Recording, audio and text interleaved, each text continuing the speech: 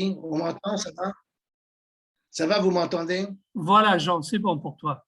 Présente-toi et puis. Il y a un peu de bruit de fond parce qu'il y a des travaux dans le bâtiment. Oui, mais je vais éteindre, t'inquiète, je vais éteindre.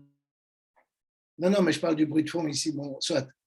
Merci beaucoup à Espace Marc de l'invitation, en particulier à Dominique Belugne, parce que, et aussi en particulier parce que je suis dans la liste des orateurs un peu particulier, dans le sens que je ne suis ni économiste, ni philosophe, ni sociologue, ni politologue, ni rien du tout. Je suis juste un simple physicien qui est intéressé par la politique, particulièrement par la politique internationale et particulièrement par la politique américaine. J'ai vécu assez longtemps aux États-Unis. Et c'est de ça que je voudrais parler, la question de la souveraineté. Je vous assure que je ne me suis pas coordonné avec Zemmour pour le lancement de sa campagne quand j'ai pensé à cette question, mais on ne peut pas nier que ça repose évidemment la question de la souveraineté et qu'est-ce que la gauche devrait dire de la souveraineté. Alors, je voudrais prendre deux aspects. D'abord, la souveraineté des pays non occidentaux. Par Occident, j'entends évidemment les États-Unis, l'Europe, le Canada, le Japon, États-Unis et leurs alliés essentiellement. Et ça, c'est une première question. Et l'autre, c'est la souveraineté des pays européens à l'intérieur de l'Europe, en particulier de la France. Alors, ce que je vais dire, je dois avouer, c'est une certaine critique de la gauche, pas spécialement et du NPA et d'autres mouvements de gauche. La première remarque que je ferai, c'est que je n'ai remarqué pratiquement aucune opposition, à part de façon marginale et rapidement diabolisée dans les médias, lors de la guerre du Kosovo en 1999. Il y a eu une opposition mondiale, il faut dire, à la guerre en Irak, mais bon, c'est un peu une exception parce qu'on a remarqué que lors de la guerre en Libye, en 2011, il n'y a pratiquement eu aucune opposition. Mélenchon, qui parfois a de meilleure position, a dit qu'il fallait abattre le tyran pour éviter qu'il n'abatte la révolution. Le monde diplomatique a fait un édito disant que même une horloge cassée pouvait donner l'heure juste 2 fois par jour, c'est-à-dire que Sarkozy pouvait avoir raison. Quand il y a eu la rébellion en Syrie, il y a eu un soutien très fort, en tout cas verbal, évidemment, sinon pas d'autres moyens, de la part du NPA et d'autres organisations d'extrême gauche à l'égard de la rébellion qui était, il faut quand même être lucide, largement financée par les États du Golfe, la Turquie, les États-Unis, la Grande-Bretagne et la France. Il ne faut pas oublier qu'un ministre français a dit que Al-Nosra faisait du bon boulot en Syrie. Et pour la Libye, je veux, si c'est possible, de vous montrer un tract que je trouve assez génial dans son genre. C'est un tract du 26 février 2011 à Toulouse, où on a toute une série d'organisations, je vais dire lesquelles dans un moment, qui s'indignent à propos du massacre en Libye et qui disent où est l'Europe, où est la France, où est l'Amérique, où sont les ONG, et qui réclament une intervention donc militaire en Libye pour sauver le peuple libyen, évidemment, et qui estiment que si on ne le fait pas, c'est à cause de l'uranium et du pétrole libyen. Donc, le pétrole sert à tous les coups, c'est-à-dire que parfois on dit c'est guerre pour le pétrole, ici on dit c'est non-guerre pour le pétrole. Donc, on le ressort tout le temps le pétrole, et les gens qui ont signé ça, on retrouve tout le monde, pas le PC, je ne reconnais pas le PCR, mais il y a Alternative Libertaire, Attaque, Toulouse, il y a toutes sortes de petites organisations, il y a la Ligue des droits de l'homme, Lutte ouvrière, le NPA, le MRAP, le mouvement de la paix pour la guerre, d'autres, le Parti communiste tunisien, le Parti de gauche, enfin, toute une série d'organisations. Et j'ai trouvé ça extrêmement choquant. Parce qu'évidemment, après, quand la guerre a lieu, il n'y a pas moyen de protester. Il y a eu très peu de protestations lors du coup d'État en Ukraine, et il n'y a même pas eu beaucoup de protestations lors du coup d'État en Bolivie en 2019, où on avait un gouvernement de gauche. Moi, je suis assez vieux pour me rappeler du renversement d'Allende par Pinochet. Bon, on n'a rien pu faire, mais au moins, il y avait des protestations.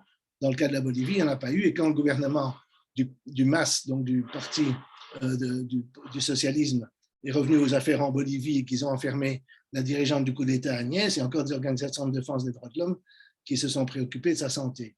Il n'y a pratiquement rien concernant les menaces contre la Russie ou la Chine. Je dois reconnaître dans l'autre sens, parce que Mélenchon, il dit une fois noir, une fois blanc, il a fait une très bonne intervention à l'Assemblée nationale contre l'idée que la France devait s'ingérer dans les affaires intérieures chinoises, c'est-à-dire dans l'affaire de Taïwan, qui est, rappelons-le, une province de Chine.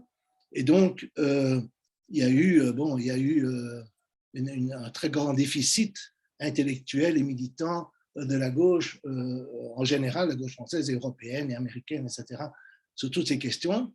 Et à mon avis, c'est parce qu'ils ont avalé l'idéologie de ce que j'ai appelé dans un livre qui porte ce titre, l'impérialisme humanitaire.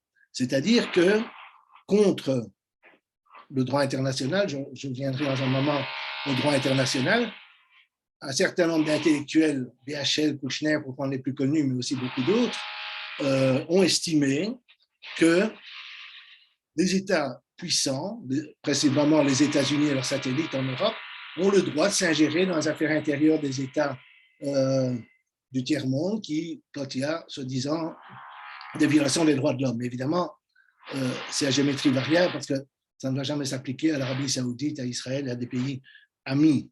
Mais quand ce sont des pays ennemis, évidemment, on estime qu'ils ont le droit de s'ingérer. Et donc, on a eu un retournement complet, si vous voulez, par rapport à ce qui était la position de la gauche classique, communiste ou pas communiste, de la, comment dirais-je, la gauche anti-impérialiste.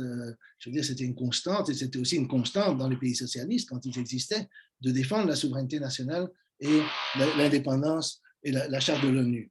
Alors, il ne faut pas oublier que la charte de l'ONU, pour moi, c'est un document extraordinairement important et un progrès énorme dans l'histoire humaine, parce qu'elle établit une règle qui est la non-ingérence d'un État dans les affaires intérieures d'un autre.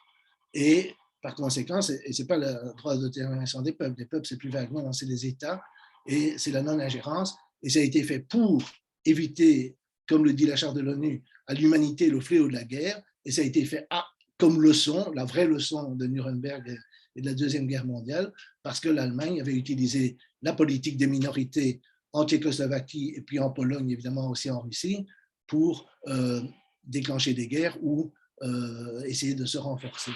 Et donc, je trouvais que cette attitude, ce principe fondateur de la Charte de l'ONU est extrêmement important.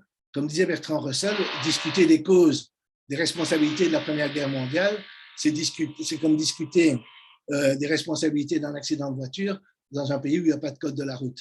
Si vous n'avez pas de règles, ce n'est pas clair ce qui est légal et ce qui ne l'est pas. Ici, on a au moins une règle. Cette règle est violée massivement au nom du droit d'ingérence par les États occidentaux, mais n'empêche, elle existe sur le papier et elle est soutenue, je pourrais donner des tas de textes que je cite dans mon livre, par le sommet des pays du Sud, les pays non alignés, etc., qui de façon répétée disent que ce droit d'ingérence n'a aucune base dans le droit international et la charte de l'ONU.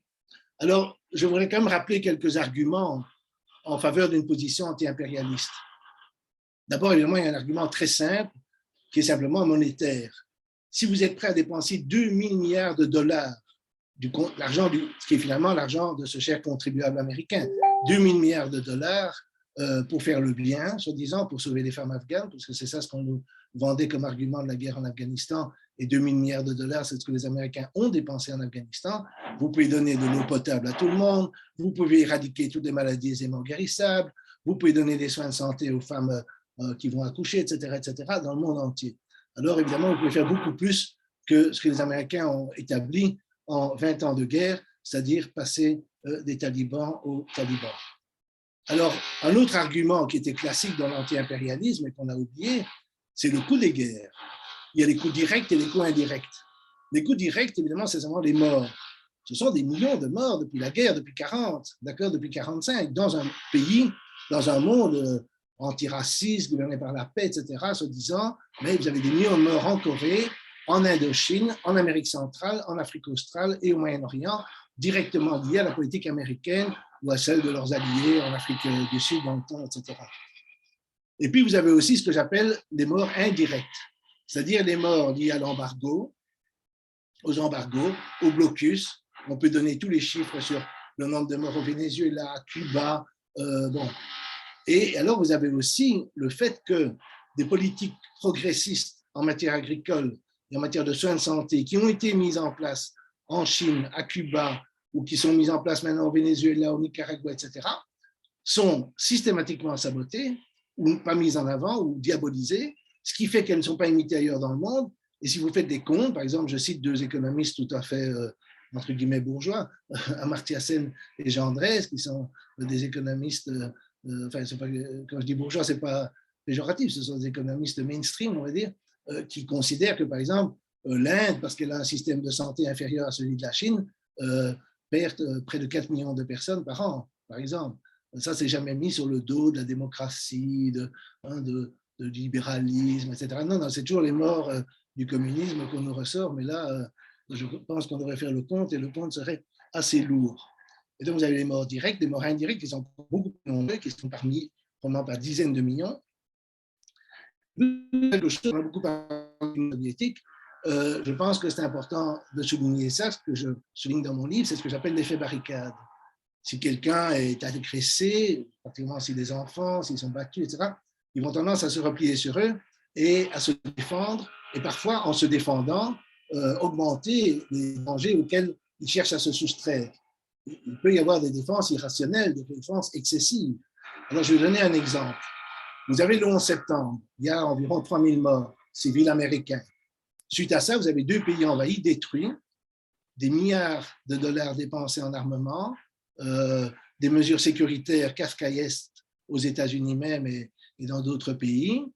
Et alors, je pourrais modestement demander, que se passerait-il s'il y avait un 11 septembre aux États-Unis tous les jours pendant 5 ans?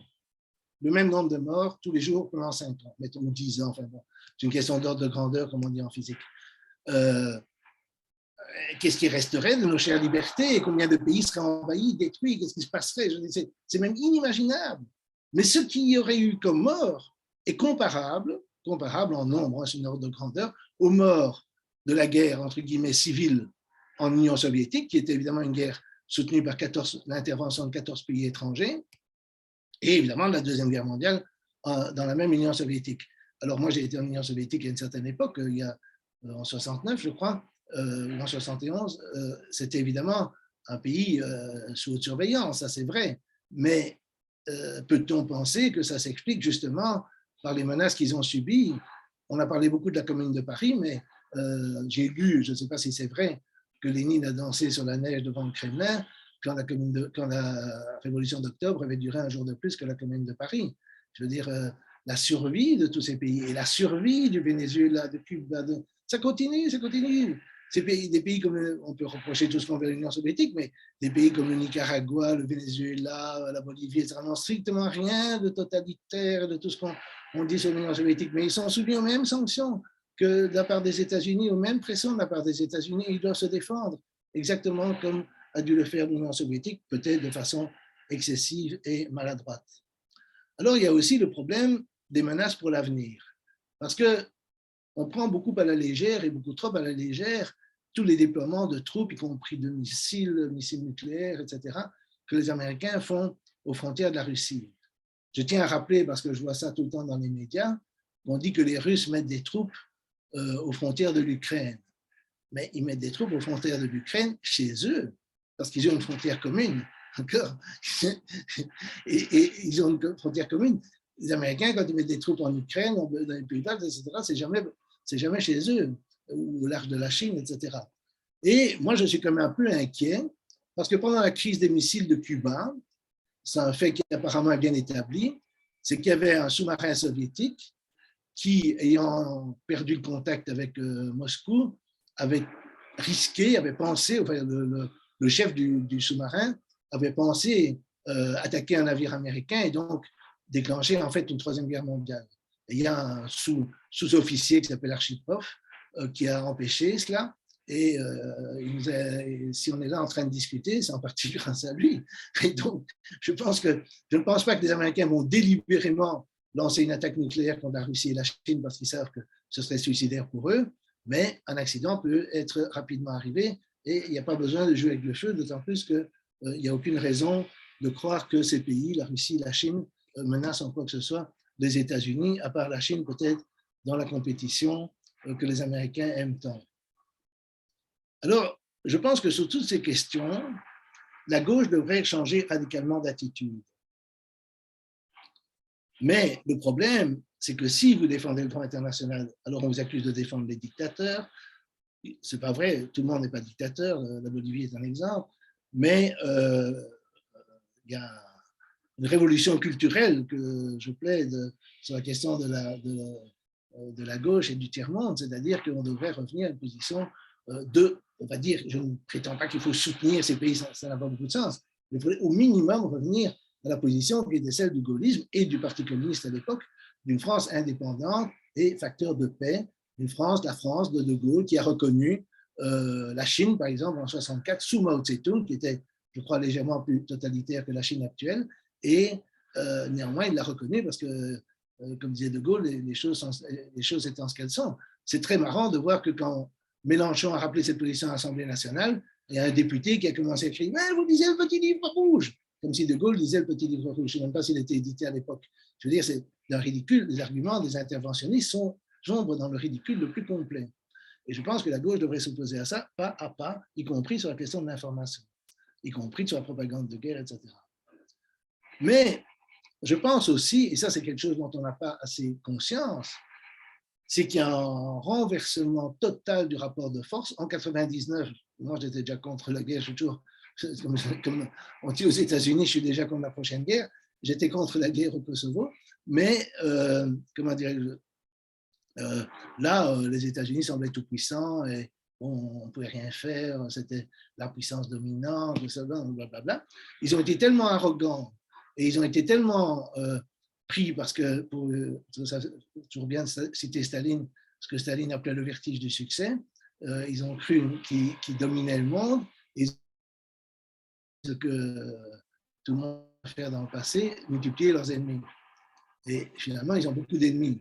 Ils en ont en Amérique latine, ils en ont en Asie, etc. Et ils continuent comme ça. Et maintenant, ils sont dans une impasse. La première impasse, évidemment, c'est l'Afghanistan. Je pense qu'on n'a pas assez pris conscience de, comment dirais-je, de l'importance historique de leur défaite en Afghanistan. Parce que c'est une défaite. Vous ne pouvez pas combattre pendant 20 ans, dépenser 2000 milliards de dollars, vous retirer en pensant que le gouvernement que vous avez mis en place va résister comme le gouvernement sud-vietnamien avait résisté entre 1973 et 1975. Il avait résisté un petit peu, mais il avait résisté. Et le gouvernement s'effondre en 15 jours, le type, le chef du gouvernement se casse avec la caisse. Et je veux dire, c'était d'un ridicule, mais absolu. D'accord, absolu. Et en plus, vous vous battez contre des gens, des talibans, qui ne sont peut-être un peu aidés par le Pakistan, mais ne sont pas aidés par la Russie, l'URSS et la Chine, comme l'étaient les Vietnamiens. Ils n'ont pas d'armes sophistiquées, sauf celles prises à l'ennemi, ils n'ont pas de moyens de renseignement, ils n'ont pas d'aviation.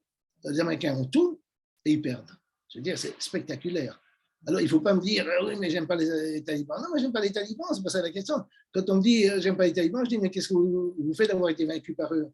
Plus vous dites qu'ils sont horribles, plus votre défaite est spectaculaire. Parce que moi j'ai toujours cru pendant la guerre, que la tactique des talibans, les attentats suicides, etc., les rendrait impopulaires, comme par exemple le Sentier lumineux était impopulaire au Pérou. Et moi, je ne croyais pas que j'allais gagner, j'étais surpris, mais la surprise, il faut au moins l'encaisser et l'accepter. Alors, il y a aussi évidemment la question de la Syrie. La Syrie, c'était le dernier pays laïque, enfin laïque, relativement laïque, ou nationalisme arabe au Moyen-Orient, et ils ont pensé pouvoir la détruire avec une alliance avec les pays du Golfe, l'Arabie saoudite, la Turquie, les pays occidentaux. Manifestement, c'est un échec. C'est un échec, évidemment, en partie dû à l'intervention de l'Iran, du Hezbollah et de la Russie. Mais pour la Russie, c'est très significatif qu'en 1999, lors de la guerre du Kosovo, la Russie n'a pas levé le petit doigt pour défendre la Serbie, parce qu'ils ne pouvaient pas, ils avaient été ruinés par la période Yeltsin et ils ne pouvaient pas, ils ne pouvaient rien faire. Alors que quand, évidemment, maintenant, avec Poutine, la Russie s'est redressée à la fois économiquement, militairement, etc., et elle a la possibilité d'intervenir et de contrer les États-Unis.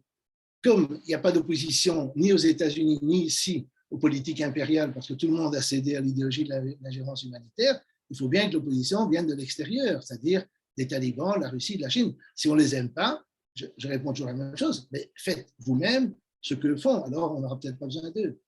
Mais la montée en force de la Chine aussi est un énorme problème pour les États-Unis.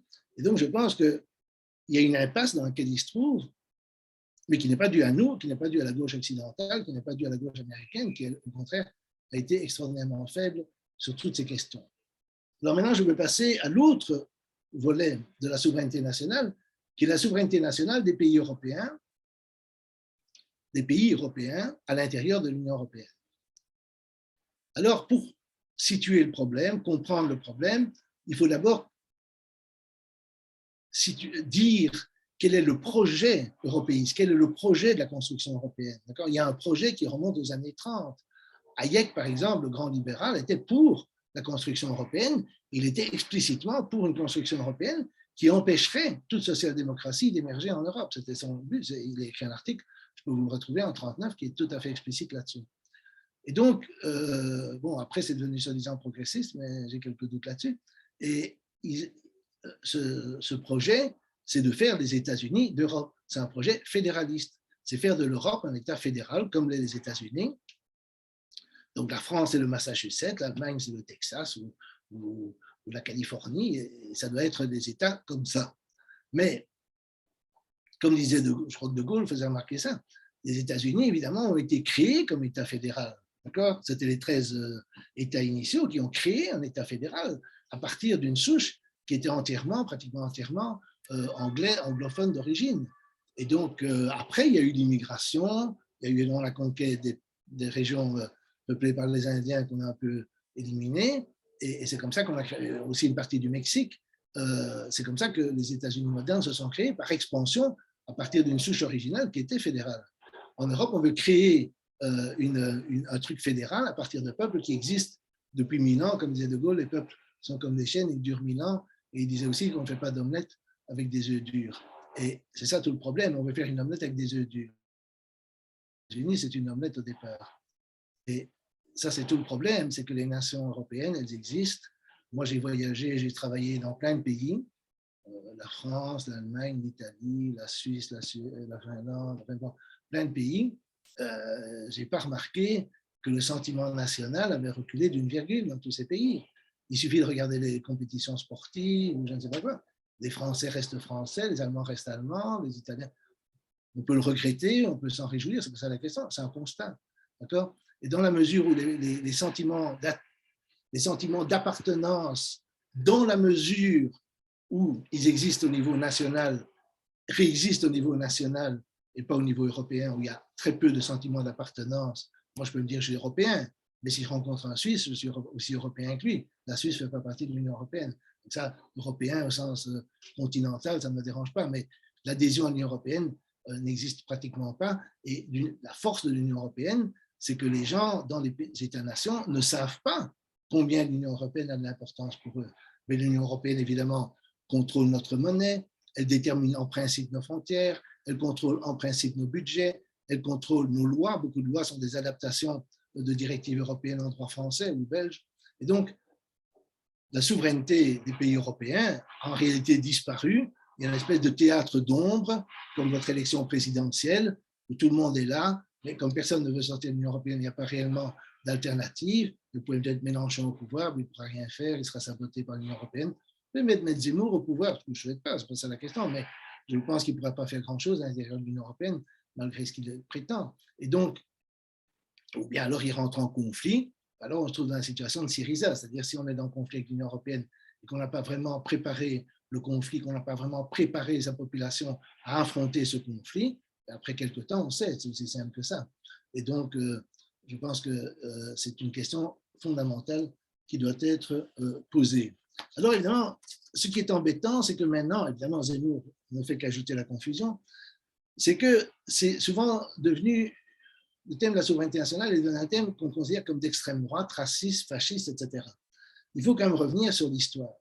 Évidemment, la souveraineté française, vu que je suis virtuellement en France, je vais parler de la France, était évidemment le thème central de la Révolution française, de la résistance, du gaullisme, du Parti communiste français ancienne manière, je suis obligé de dire ancienne manière, c'est-à-dire avant les années 90, même de Chirac. Je peux trouver un discours de Chirac totalement opposé à la construction européenne. Alors si on regarde historiquement, des gens qui sont en principe respectables comme Marx et Engels étaient toujours opposés aux empires. Ils étaient pour les révoltes polonaises, tchèques, etc., dans l'empire austro-hongrois, l'empire russe, etc., dans la mesure où ils existaient, ou pour l'Irlande, etc. Or, ces pays, prenons la Pologne, par exemple, si on regarde, moi je suis d'accord avec l'indépendance de la Pologne, mais on ne peut pas considérer ça comme ayant été extrêmement progressiste, mais néanmoins, à partir du moment où il y a un peuple polonais, et le peuple polonais veut son autodétermination, ben, veut son autonomie, mais il faut bien respecter son autonomie. Et puis évidemment, il y a eu les plus grandes luttes, on l'a rappelé à propos de Lénine et des peuples colonisés, mais les plus grandes luttes au XXe siècle, ça a été les luttes anticoloniales. Or, les luttes anticoloniales, qu'est-ce que c'était si ce n'était pas des luttes nationalistes pour la souveraineté? Si vous aviez parlé aux Algériens du FLN ou aux Vietnamiens du FLN, tous ces gens étaient ce qu'on appellerait dans le contexte français actuel nationalistes, plus que Zemmour. Je veux dire, ils voulaient l'indépendance de leur pays, ils ne voulaient pas d'étrangers gouvernant leur pays. Bien sûr, je ne veux pas parler des immigrés, je veux parler de l'Union européenne, de la bureaucratie européenne. La bureaucratie européenne se débrouille sans checkpoint, comment dirais-je, sans colonisation explicite. Mais en pratique, elle a des leviers de contrôle qui font que la démocratie n'existe plus. Alors évidemment, à partir du moment où vous élisez des gens comme Macron qui risquent d'être réélus, il risque très fort d'être réélu, évidemment, lui, il applique les directives européennes, il est content de les appliquer. Donc évidemment, on ne voit pas de conflit avec l'Union européenne. Mais si vous élisiez quelqu'un qui pourrait rentrer en conflit, à droite ou à gauche, peu importe que ce soit Mélenchon ou Roussel ou Marine Le Pen ou Zemmour, etc., qui pourrait rentrer en conflit, alors on verra ce qu'on verra, on l'a vu avec Tsipras en Grèce, etc. Et je pense qu'une des raisons pour lesquelles les gens ne vont pas voter pour ces gens-là, en tout cas à gauche, c'est parce qu'ils savent très bien qu'ils ne peuvent rien faire, ils peuvent promettre de raser gratis demain, mais s'ils ne peuvent rien faire, ça n'a aucun sens. Et donc, là-dessus, je pense que on est dans une idée, comment dirais-je, je pense effectivement que il faut réellement penser de l'Union européenne. Et pour moi, qui suis belge, l'Union européenne, c'est au mieux une Belgique en grand. Qu'est-ce qui se passe en Belgique? Il y a deux peuples, il y a trois avec les Allemands, mais disons, les francophones et les néerlandophones, qui ne sont pas très différents. Originellement, ils avaient la même religion. Ni l'un ni l'autre n'est très religieux aujourd'hui. La déchristianisation a eu lieu des deux côtés. Ils sont pas, il y a une différence de langue essentiellement, c'est tout. D'accord? Mais ce n'est pas les différences qu'il y a entre les Portugais et les Finlandais. Ce n'est pas le même genre de différence. Et donc, ou entre les Allemands et les Français d'ailleurs. Et donc, mais n'empêche, il y a des conflits tout le temps. Ce n'est pas des conflits armés, ce n'est pas violent, il y a tout le temps des conflits. Maintenant, sur la pandémie, il y a des conflits parce que les Flamands qui ont voulu alléger les mesures quand ils avaient l'impression que l'épidémie était sous contrôle, maintenant veulent les renforcer, mais ils veulent le faire au niveau national, évidemment. Et alors les francophones disent, ouais, mais non, ce n'est pas notre faute si on a allégé les mesures et que la pandémie repart en Flandre. Donc, ouais, je donne cet exemple, mais vous en avez tout le temps. Et évidemment, en Europe, ce serait comme ça si c'était démocratique. Parce que la Belgique, c'est relativement démocratique. Et donc, enfin, démocratique au sens formel du terme, si vous voulez, mais dans ce sens-là, c'est démocratique.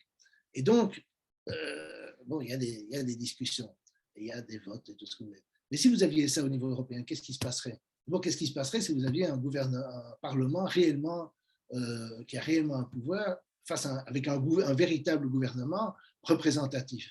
Si vous prenez un gouvernement représentatif, vous pouvez poser la question, combien de Danois, combien de Belges, combien de Tchèques, combien de Finlandais dans le gouvernement? Si vous en mettez ne fût-ce qu'un, alors combien devez-vous mettre d'Allemands, de Français, etc., de peuples plus grands? Si vous n'avez aucun représentant d'un pays donné, comment voulez-vous que les gens dans ce pays acceptent d'être gouvernés alors qu'ils n'ont même pas un seul représentant? En Belgique, par exemple, on a un équilibre linguistique d'information des gouvernements, c'est par principe, sinon ça ne marcherait pas. Et donc, vous avez je connais bien la Belgique, il y a toujours tous des équilibres qui permettent d'éviter des conflits. Mais si vous appliquez ces équilibres à l'échelle européenne, vous auriez un problème sans fin. Alors, qu'est-ce qu'on a fait? On a remplacé ça par la gouvernance, par des traités. C'est-à-dire que des gens qui sont libéraux dans leur idéologie ont instauré la gouvernance la moins libérale possible. Parce qu'une des bases du libéralisme, c'est que si vous vous rendez compte que vous devez tourner un peu plus à gauche, un peu plus à droite, vous tournez un peu plus à gauche, un peu plus à droite. Vous pouvez changer, vous pouvez faire une expérience de privatiser les chemins de fer, de vous rendre compte que ça ne marche pas et de les renationaliser. Ce n'est pas contradictoire avec le vrai esprit du libéralisme classique.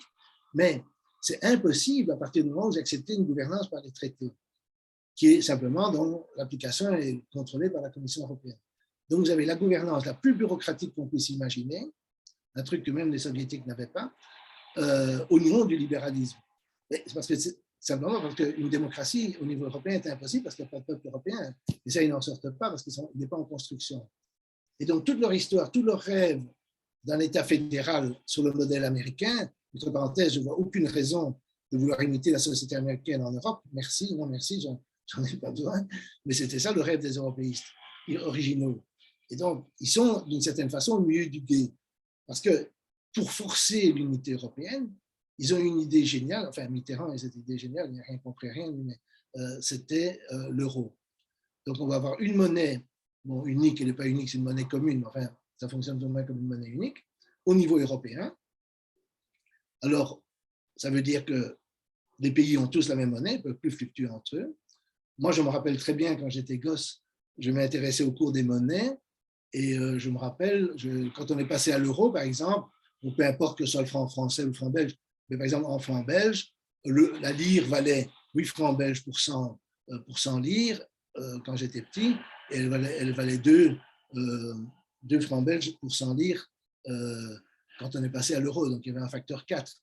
Avec le franc français, il y a eu entre l'Allemagne, entre le Deutsche Mark et le franc fort créé par De Gaulle, il y a eu un facteur 3 entre le moment où De Gaulle a créé le franc fort et le moment où on est passé à l'euro. C'est la même chose avec le franc hollandais, avec toutes ces monnaies ont fluctué, même sans dévaluation, simplement par l'évolution des économies qui ne sont pas égales. Alors, comment vous faites pour maintenir une monnaie nationale, c'est-à-dire supranationale ici vous devez faire des transferts. Comment se fait-il qu'il n'y a pas, à l'époque du franc, mettons, un franc différent à Paris et en Corrèze, parce que le niveau de développement n'est pas le même, mais il y a un État central qui, d'une certaine façon, homogénéise les choses, paye les fonctionnaires de la même façon, etc., etc.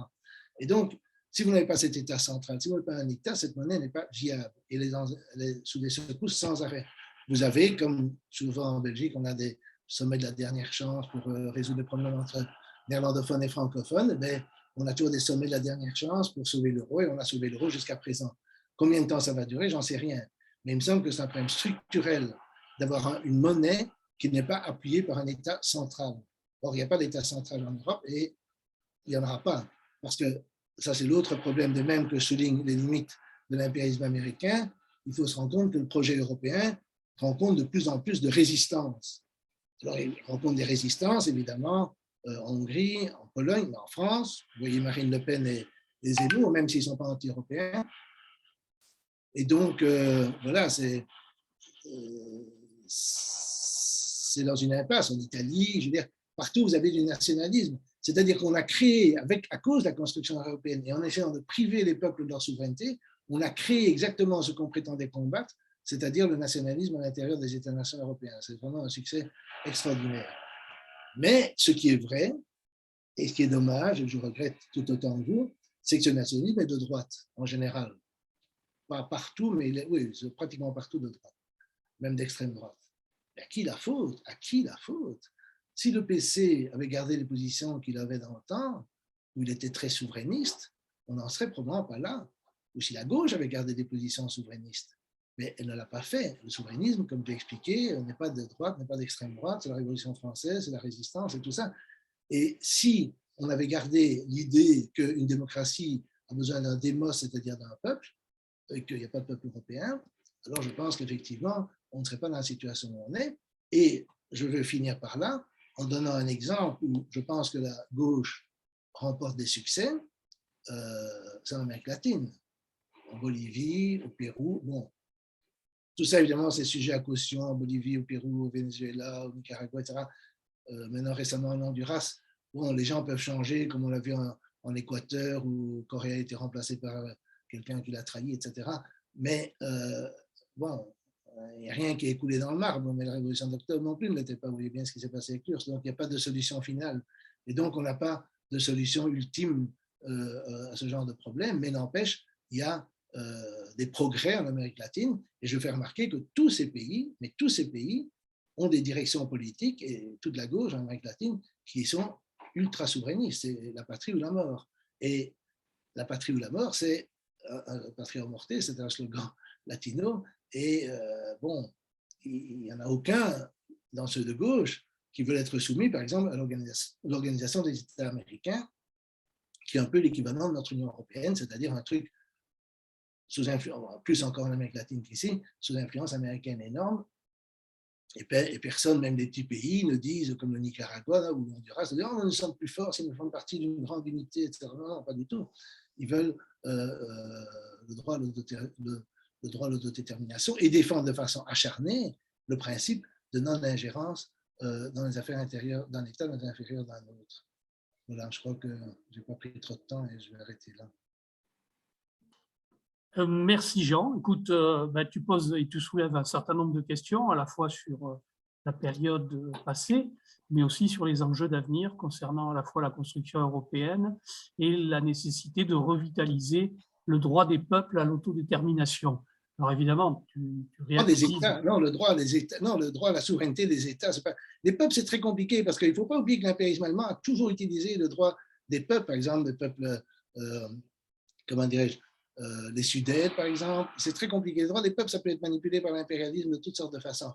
C'est un slogan qui a été utile pendant la période coloniale, mais pour moi, à partir du moment où les États-nations sont construits, il faut maintenir la paix. Pour maintenir la paix, il ne faut pas franchir les frontières avec des armées. Donc, ça suppose la souveraineté des États. Bon. D'accord, non, mais merci pour ces précisions. La question que je souhaitais te poser, justement, c'était comment toi tu articules, alors tu viens d'un peu l'évoquer d'une certaine manière, comment tu articules souveraineté populaire et souveraineté nationale. Parce qu'évidemment, derrière ces deux approches, en tout cas, que je ne considère pas comme étant antagoniques, hein, mais les complémentaires, comment on travaille ces deux dimensions de telle manière qu'on revitalise justement la souveraineté nationale comme un fait qui permet justement de pouvoir, comment dire les choses, permettre justement au peuple des pays concernés de retrouver leur souveraineté nationale. Oui, mais attends, moi je ne vois pas comment il pourrait y avoir de souveraineté populaire sans souveraineté nationale. C'est comme ça que je pose la question. Et en Amérique latine, la question ne se pose même pas. En Europe, on a eu une attaque contre, c'est ça ce que je n'aime pas dans beaucoup de discours de gauche, y compris marxistes, on a une attaque contre l'État-nation français, évidemment, qui est détesté, de deux côtés. L'une, c'est par le haut, à travers la construction européenne, et l'autre, c'est par le bas, comment dirais-je, à travers l'encouragement à tous les régionalismes, tous les communautarismes, etc., qui sont vus comme progressistes. Mais moi, comme je viens d'un pays ethniquement divisé et que je vois très bien à l'œuvre, par exemple, je ne veux rien contre les Flamands, mais le nationalisme flamand, je ne vois pas en quoi, aujourd'hui en tout cas, dans le temps, il y a eu des gens qui étaient nationalistes flamands de gauche, mais maintenant, il n'y a absolument rien de progressiste sous aucun aspect.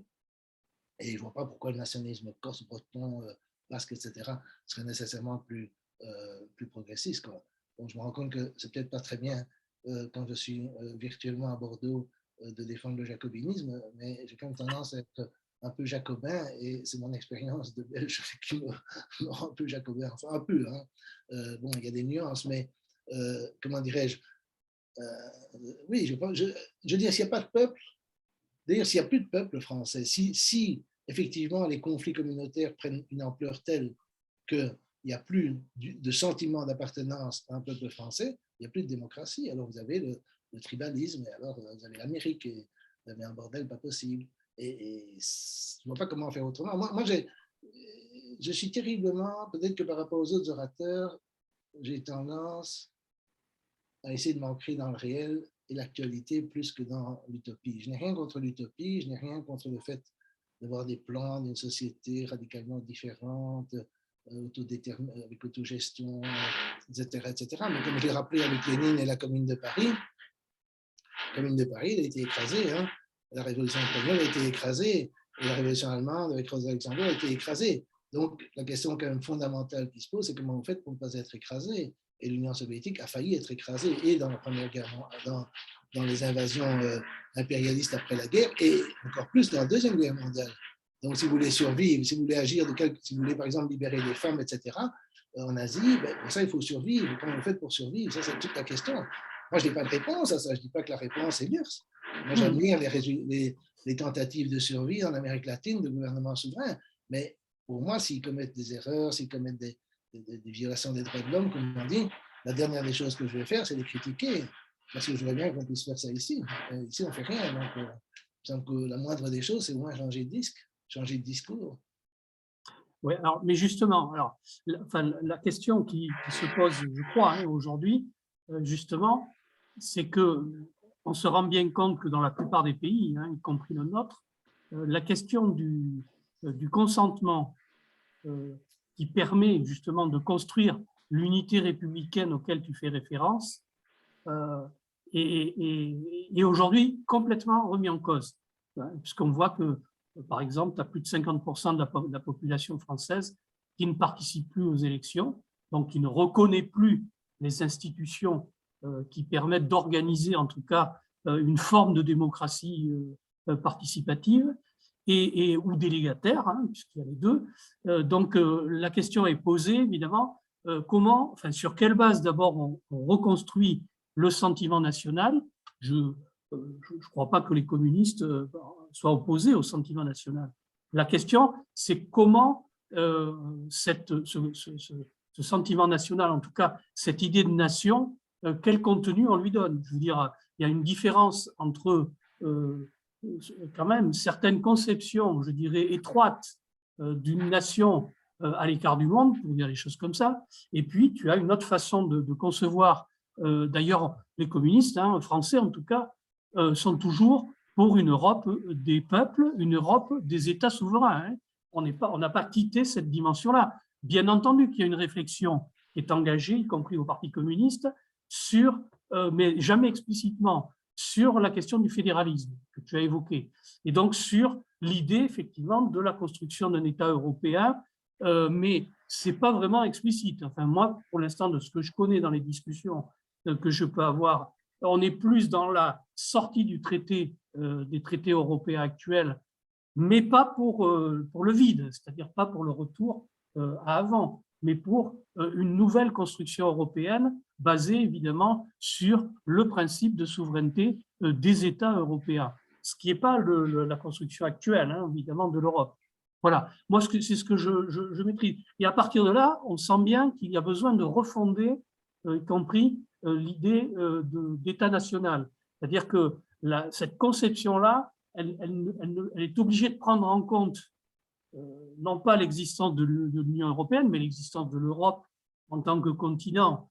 Et donc, effectivement, la perception enfin, en tout cas, la réflexion qu'on doit avoir, ça ne peut pas être la petite Europe telle qu'elle est, même si elle s'est agrandie dans le passé, telle qu'elle existe aujourd'hui, et hors du monde. Et moi, c'est pour ça que j'ai bien apprécié la manière dont tu as commencé ton intervention en parlant justement de l'ONU et donc de la construction d'instances de coopération, et non pas de domination, mais de coopération entre les États qui permet évidemment de sortir de l'état de confrontation dans lequel nous a mis les impérialismes et la guerre économique sous toutes ses formes, qui continuent aujourd'hui, quelles que soient les formes politiques que ça a prises. Bon, il y a plusieurs questions. D'abord, l'ONU, évidemment, moi je suis un grand défenseur de l'idée de l'ONU et de l'idée du droit international, mais le problème, effectivement, comme pour la Société des Nations, c'est qu'il n'y a pas de force qui permette à l'ONU d'intervenir, sauf sur accord du Conseil de sécurité et donc des membres permanents. Comme les membres permanents ne s'entendent pas, et depuis la Libye, ils vont s'entendre encore moins, c'est très difficile d'intervenir sur cette base. Et ça ne me dérange pas tellement, mais ce qui me dérange, c'est quand un des États membres permanents, il y a mon micro qui marche? Oui, oui, oui. C'est parce qu'il y a des trucs qui sont bons. Et donc, non, c'est parce que je ne sais pas quand il y a la couleur ou pas.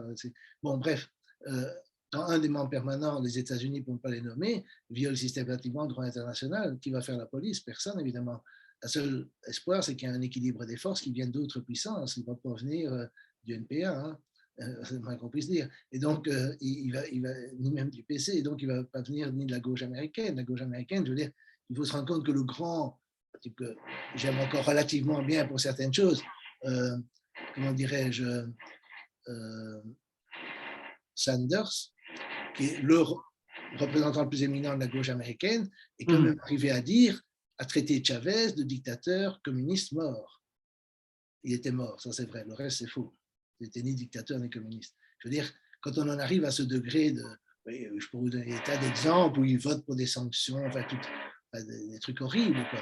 Et donc, il ne faut pas se faire trop d'illusions sur la gauche américaine. Et pour moi, comment dirais-je, pour revenir à l'Europe, tu parles du vote, mais pourquoi voter pour un théâtre d'ombre? Les gens ne vont pas voter pour Macron parce qu'ils le détestent. Ils ne vont pas voter pour l'alternative parce que l'alternative n'en est pas une, ne serait-ce que parce qu'ils ne peuvent rien faire à l'intérieur de l'Europe et ils ne résolvent jamais ce problème. Je sais que la position de Roussel et de Mélenchon, c'est de désobéir au traité. Mais d'abord, moi j'ai un problème, je suis assez favorable au droit, comme je le dis avec le droit international. Il y a quand même vous avez bon, je ne suis pas spécialiste de votre constitution, il ne faut pas être spécialiste, votre constitution stipule que le président de la République est gardien des traités que la France a signés. Quand on signe des traités internationaux, c'est l'État français qui signe, ce n'est pas Chirac ou Mitterrand ou qui que ce soit. Et donc, il est un peu contradictoire de vouloir concourir à la magistrature suprême qui est supposée respecter les traités et dire je ne vais pas les respecter. C'est un peu une position, c'est un peu comme si on disait je vais faire la révolution, je vais renverser le Parlement, etc.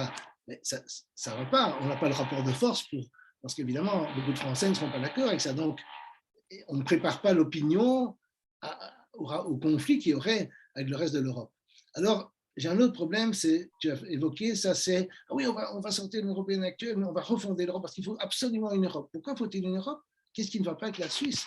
Qu'est-ce qui ne va pas avec... Bon, la Suisse, je sais, c'est des banquiers, on peut critiquer la Suisse, mais le fait qu'ils soient autonomes, qu'ils soient dans rien du tout, ne les embête absolument pas et ne les empêche absolument pas de collaborer avec nous. Il y a des tas de collaborations scientifiques avec la Suisse et comme je dis toujours, tout ce qu'on peut faire avec la Suisse, on peut le faire avec les autres pays européens s'il n'y a pas d'Union européenne. C'est aussi simple que ça. Et donc, pourquoi une autre Europe? Et alors, le problème que j'ai avec l'autre Europe, c'est que je remarque que tout le monde en France, tout le monde, des trotskistes au Front National, du Rassemblement National, ils veulent tous une autre Europe, mais ils ne veulent pas la même autre Europe. Certains veulent plus de frontières ouvertes, d'autres veulent moins de frontières ouvertes, certains veulent une Europe plus chrétienne, enfin, vous avez de tout. Alors, si on prend au niveau européen, c'est encore 1000 fois pire, parce que si on va en Pologne, la laïcité à la française, ils vont vous mettre du goudron et des plumes hein, si vous en parlez. Et donc, c'est ce que disait De Gaulle. Comment voulez-vous que la France accepte un gouvernement qui serait responsable devant un Parlement avec une majorité composée presque exclusivement, à l'époque c'était d'Allemands, d'Italiens, de Belges, d'Hollandais, etc. Par exemple, à l'époque, ça aurait été très possible d'avoir une majorité, ça aurait été le cas, c'est dans le Parlement européen à l'époque, majorité démocrate chrétienne. Et à l'époque, démocrate chrétien voulait dire chrétien. Et donc, si on avait eu une construction européenne à l'époque avec les 6 États, même avec ces 6 États-là, sans parler des autres, avec un gouvernement représentatif devant un Parlement avec une majorité au Parlement, on aurait eu une majorité, une grosse majorité démocrate chrétienne et très chrétienne qui aurait gouverné la France. La France aurait accepté ça, évidemment non. Mais d'un autre côté, si on veut imposer l'avortement libre et gratuit aux Polonais, etc., ils ne vont pas en vouloir. Donc, on est dans une situation où il n'y a pas moyen de faire une autre Europe. C'est ça le problème, c'est le concept de la suppression de l'État-nation. Alors, si on fait une Europe des nations, ça c'est ce que voulait De Gaulle, ça je veux bien, mais il a fait le traité de l'Élysée, puis les Allemands n'ont pas voulu. Et alors, parce que les Allemands sont américanisés, les Allemands ont accepté la défaite et ils ont donné la quête des États-Unis. Maintenant, entre parenthèses, le nouveau gouvernement allemand est pire que le précédent. Hein. Il est encore plus européiste, il est encore plus atlantiste. Les Verts sont des... Alors ça, c'est très intéressant aussi, les Verts, c'est la nouvelle gauche issue de la gauche 68 ans, ils sont plus anti-russes que tout. Hein. Les mieux dans le gouvernement allemand, c'est les capitalistes, c'est-à-dire les libéraux qui sont encore pour faire du commerce, mais les Verts allemands, ils sont terribles. Et ils veulent évidemment, et il va y avoir, à mon avis, des conflits sur l'euro avec la France très rapidement. Et donc, je veux dire, les Allemands, il faut bien comprendre que le revanche, toute ma jeunesse, quand j'écoutais le PCF, c'était le revanchisme allemand, Strauss, la CSU, etc. Mais ce n'est pas ça ce qui a permis le revanchisme allemand. C'est l'inverse. C'est tout le discours sur les droits de l'homme, le féminisme, etc. Ils sont sortis par la porte, ils sont rentrés par la fenêtre, mais d'une toute autre façon qu'avec la vieille droite allemande, etc. Non. Mais maintenant, grâce au féminisme, aux droits de l'homme, les Allemands étaient en Afghanistan, ils étaient en Kosovo, ils sont dans la mer de Chine, etc. Et coucou, on est de retour, quoi. Mais évidemment, pas par nazisme, mais par antinazisme. C'est quand même, je vais encore citer Staline. Staline disait les Hitler vont et viennent, le peuple allemand reste. Et on peut dire c'est qu'il est resté. Et moi, je n'ai qu'une confiance limitée dans la bonne volonté des Allemands quand ils se présentent sous la forme antiraciste, féministe, etc. et interventionniste. S'ils restent chez eux, c'est parfait. J'ai rien contre les Allemands. Une dernière question, peut-être, Vincent? Non?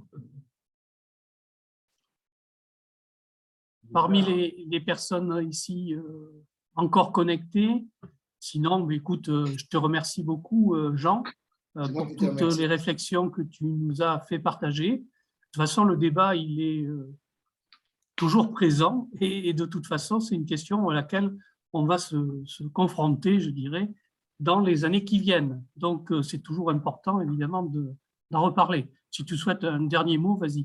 J'ai juste une question technique, mais est-ce que les conférences seront mises en ligne? Oui, tout à fait, Jean. Et quand ça? Ben, écoute, le plus vite possible, dès que je vais avoir un peu de temps, après la fin des… C'est ça. Tu l'envoies un Ouais. mail, tu enverras un mail avec les liens? Oui, oui, oui, tout à fait, pas de problème. OK, merci beaucoup. Je suis pas sûr Merci à toi. mais merci, merci. À très bientôt. Au revoir, à bientôt.